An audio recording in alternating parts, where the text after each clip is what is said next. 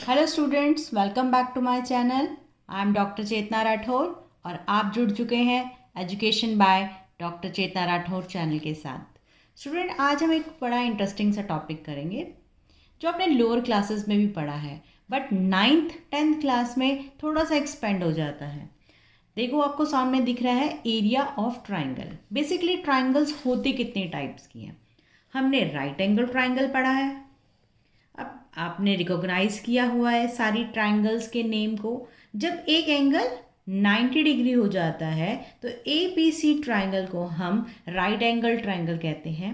बाकी दोनों एंगल हमारे एक्यूट एंगल होंगे। Acute angle less than 90 degree. Isosceles triangle, isosceles triangle में क्या हो जाएगा? जब दो साइड्स इक्वल हो जाएंगी तो ये PQR जो ट्राइंगल है वो आइसोसेलेस ट्राइंगल हो गई।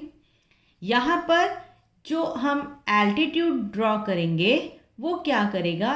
दो इस साइड को, जो PQ है, दो इक्वल पार्ट्स में, सपोज ये A पूरी है तो ये A/2 हो जाएगा, ये A/2 हो जाएगा। यदि ये सपोज A है, सपोज ये X है, ये X है, दोनों साइड्स इक्वल है। एक ट्राइंगल होगी आपकी इक्विलेटरल ट्राइंगल। इक्विलेटरल ट्राइंगल में तीनों ही साइड्स क्या होंगी? इक्वल होंगी। इसको नाम दे देते हैं XYZ। और एक ट्राइंगल बना लेते हैं हम स्केलन ट्राइंगल। स्केलन ट्राइंगल जिसमें तीनों ही साइड क्या होंगी? XYZ ले सकते हो, ABC ले सकते हो। इसको नाम दे दिया मैंने MNO। तो triangle ABC is right angled triangle. Triangle PQR is isosceles triangle. Triangle XYZ is equilateral triangle और triangle MNO is scalene triangle. Student, जब हम इन ट्राइंगल्स के एरिया की बात करते हैं तो एरिया ऑफ ट्राइंगल बेसिकली होगा क्या? Area of triangle half into base into height. इस ट्राइंगल के अंदर देखें तो यदि हम इसको बेस लें तब भी ये हाइट बन जाती है, इसको बेस लें तो ये हाइट बन जाती है। तो एरिया ऑफ ट्राइंगल ABC क्या होगा? हाफ इंटू बी, क्या होगा? AB into AC। यदि क्या AB क्या है? बेस, और AC क्या है? हाइट। और क्या लिख सकती हूँ? Half into AC into AB लिख सकती हूँ। यदि AC बेस और AB हाइट दोनों केसेस में सेम है, कोई दिक्कत, समस्या, परेशानी नहीं है, क्योंकि हम स्टेप बाय स्टेप सॉल्व कर रहे हैं। स्टूडेंट्स, ध्यान रखना है एरिया ऑफ ट्राइंगल होता क्या है? Half into base into height. अब आ जाते हैं आइसोसेलेस ट्राइंगल में। तो एरिया को मैं इस तरह से डाल देती हूँ, ठीक है, या फिर AR लिख देते हैं। AR of triangle PQR। देखो, ये अब एक एल्टीट्यूड हमेशा 90 डिग्री एंगल बनाता है, ये एक राइट एंगल ट्राइंगल बन गई। 90 डिग्री के सामने हमेशा हाइपोटेन्यूज, ये बेस, और परपेंडिकुलर का वैल्यू फाइंड आउट करनी है तो क्या हो जाएगा? यदि मैं इस ट्राइंगल को सॉल्व करूं तो इन ट्राइंगल, इसको मैं इस नाम दे देती हूँ P डैश दे देते हैं। In triangle PP dash R, PP dash किसके इक्वल हो जाएगा? X square minus A square by 4 under root, Pythagoras theorem से। इतना समझ में आया? अब PP डैश की वैल्यू ये आ गई हमारे पास, और बेस क्या होगा? ये पूरा बेस हो गया ना। तो एरिया ऑफ ट्राइंगल PQR क्या बनेगा? Half into base A into under root X square minus A square by 4। ये याद रखने की जरूरत नहीं है, ये हम सिर्फ सॉल्व करके दिखा रहे हैं। अब आती है बात इसकी।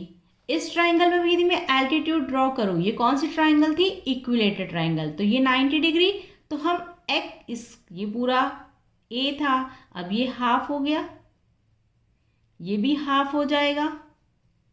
इसकी वैल्यू, इसको नाम दे देते हैं हम एक्स डैश।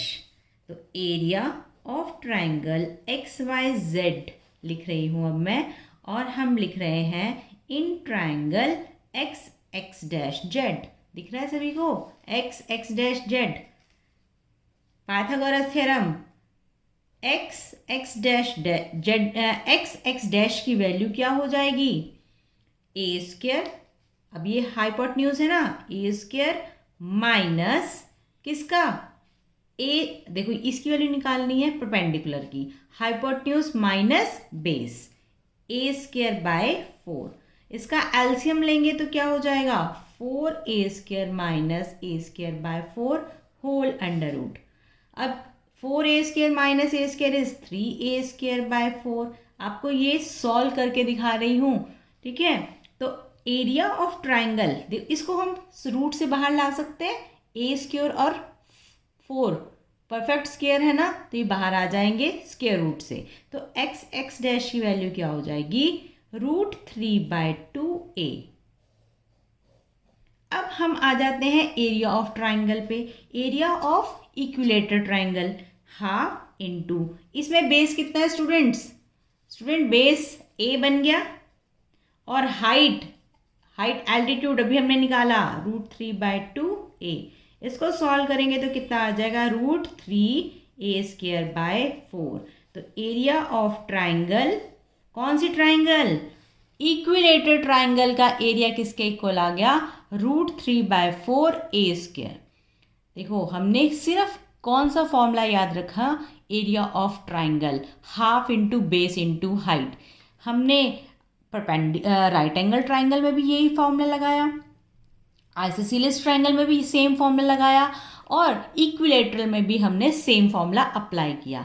अब बात आती है हमारी स्केलेन ट्राइंगल की। स्टूडेंट, स्केलेन ट्राइंगल में हम एल्टीट्यूड ड्रॉ नहीं कर पाते, इसलिए यहाँ पर जो फॉर्मूला यूज़ होता है वो आज हम नया फॉर्मूले का नेम लर्न करेंगे। एक तरह से आपको समझाया जा रहा है यहाँ पर कि हम यहाँ पर करेंगे हीरोन्स फॉर्मूला, हीरोन्स फॉर्मूला। ये कहाँ अप्लाई होता है स्टूडेंट? जहां पर ट्राइंगल की साइड्स सारी इक्वल है। सपोज ये ट्राइंगल है ABC और इसकी तीनों साइड्स डिफरेंट है, अलग अलग है ना सारी, तो यहाँ पर हम सेमी पैरामीटर निकालते हैं जिसको स्मॉल s से ड्रॉ करते हैं, डिनोट करते हैं। और a + b + c क्या होता है? पैरामीटर ऑफ ट्राइंगल, उसका हाफ कर देते हैं तो सेमी पैरामीटर निकलता है। उसके बाद एरिया ऑफ ट्राइंगल निकालने के लिए area of triangle find out करने के लिए हम फॉर्मूला लगाते हैं S - A S - B S - C। तो एरिया ऑफ ट्राइंगल ABC क्या बनेगा? देखो S की वैल्यू तो हम पूरी पुट नहीं करेंगे, हम S को S लेंगे, यहाँ पे वैल्यू पुट करेंगे ABC की, फिर S फाइंड आउट होगा। S में से A माइनस, S में से B माइनस, S में से C माइनस।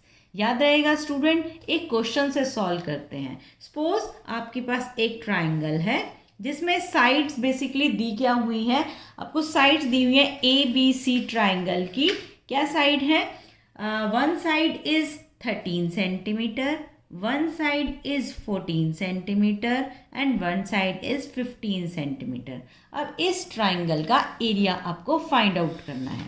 चलिए स्टूडेंट, सबसे पहले हम S निकालेंगे, A + B + C by 2 semi perimeter, 13 + 14 + 15 upon 2, that is कितना बनेगा स्टूडेंट्स? हरी अप स्टूडेंट्स, इसको सॉल्व करेंगे। 7 7 5 12 and 1 2 3 4 42/2 that is 21 centimetre. S हमारा आ गया। अब हम क्या निकालेंगे? ट्राइंगल का एरिया।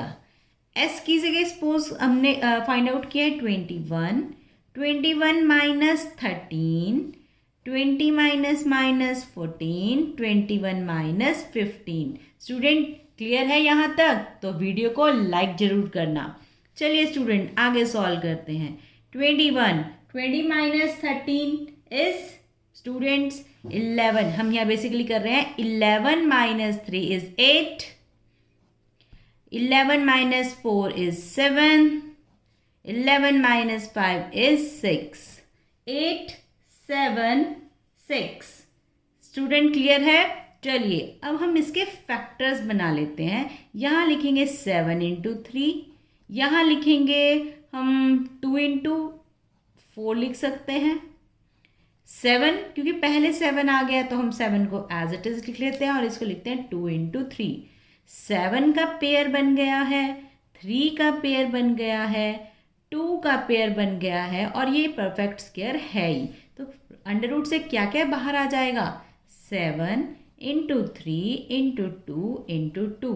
तो बेसिकली क्या बन गया? 21 इंटू 4 दैट इज 84 सेंटीमीटर. और स्क्वायर लगाना मत भूलना क्योंकि ये एरिया की यूनिट है. तो स्टूडेंट्स होप आपने आज ये क्वेश्चन एंजॉय किया होगा. आज हमने हीरोन्स फार्मूला करा है एरिया ऑफ ट्रायंगल में. एक क्वेश्चन आपको मैं देकर जाती हूँ, आपने उसका आंसर फाइंड आउट करके कमेंट बॉक्स में लिखना है.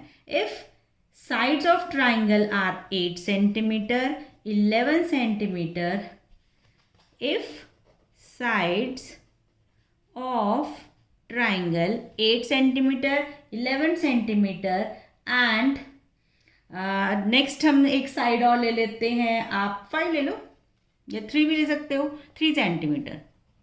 चलिए 11 सेंटीमीटर, 8 सेंटीमीटर, 11 सेंटीमीटर, 3 सेंटीमीटर. ये एक साइड्स ऑफ ट्राइंगल आपको गिवन है और इसका आपको एरिया फाइंड आउट करना है, एरिया ऑफ ट्राइंगल. ठीक है स्टूडेंट्स, तो नेक्स्ट वीडियो में जल्दी मिलते हैं. तब तक आप इस क्वेश्चन को सॉल्व करना. हीरोन्स फॉर्मूला को दोबारा से यदि समझना है तो वीडियो को रिवाइंड करके देखना. अपनी सेहत का ध्यान रखना और अपने एनवायरनमेंट का ध्यान रखना. नेक्स्ट वीडियो में जल्दी मिलते हैं students. Thank you. Bye bye.